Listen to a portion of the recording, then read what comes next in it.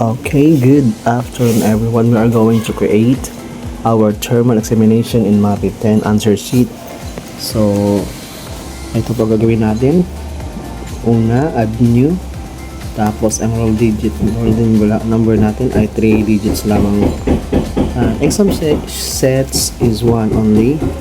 Ang subject is 1. Dito sa subject, lagyan natin ng dalawang section. Okay, para ang una ay sa music and arts, ang pangalawa naman ay sa PE and health. Okay, ilagay natin itong MAPE 10. Yan, pagkatapos nun, next. Yan, section 1, ilagay natin yung music and arts.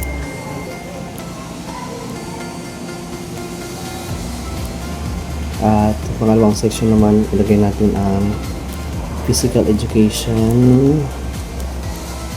Physical education. Education and health.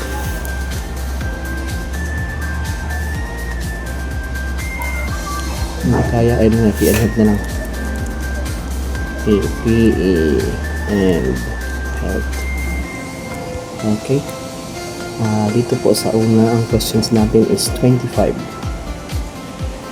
items. Tapos, ang option pa natin, ABCD lang. So, ibig sabihin ay 4 option, may 3 option, 4 option, 5 option. Yung 3 option is ABC. Yung 4 option hanggang D. So, 4 option tayo. Then, ganun din dito sa PE and health, 5 items din.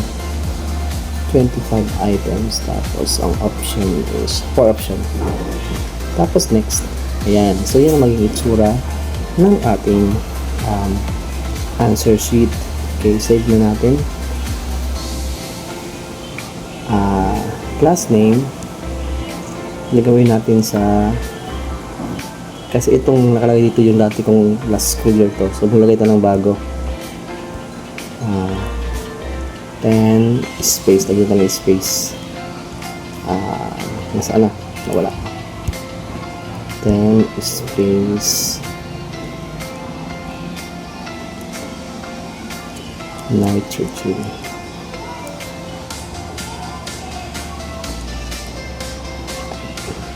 Ayan, so ito nitrogen. Exam name, gawin natin PT das MAPE das MAPE 10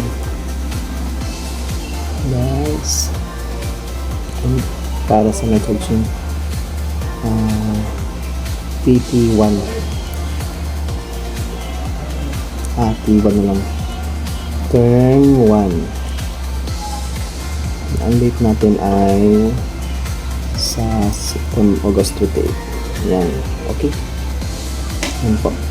Ayun, so nagawa na natin. So ito yung ating exam.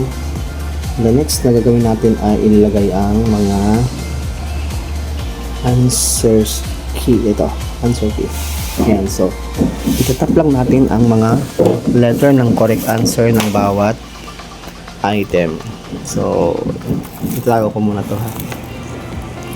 Ayan, so tapos na natin ilagay ang answer key. We are going to look for the our bubble sheet. Ayan, ito po yan. Tapos i-download ko lang po ito. Tapos pagkatapos sa pag-download ito, ipapasa ko sa ating pag-download. Tapos diretso to sa share. Tapos ilagay ko sa Bluetooth. Tapos ipapasa natin sa aking laptop.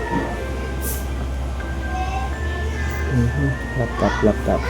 Okay. So, ayan po, at napasa na. Ayan. So,